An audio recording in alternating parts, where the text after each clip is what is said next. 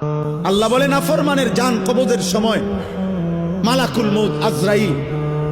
কলিজার থেকে তার রূহটা টান দিয়া ছিঁড়ে ফেলবে,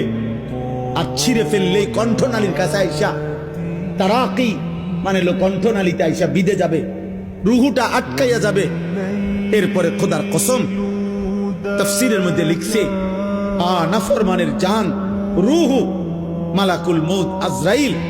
টাইনা হেসরাইয়া কোন কাবাব কোন শিকের মধ্যে যদি গোশত লাগানো থাকে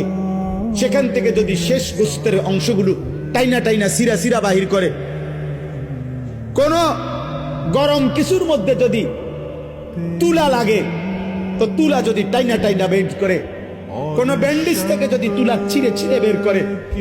আল্লাহর কসম নবী বলছে উম্মত মালাকুল মউত আজরাইল নাফরমানের রূহটা শরীর থেকে এইভাবে টাইনা টাইনা চিরা চিরা বাইর করবে।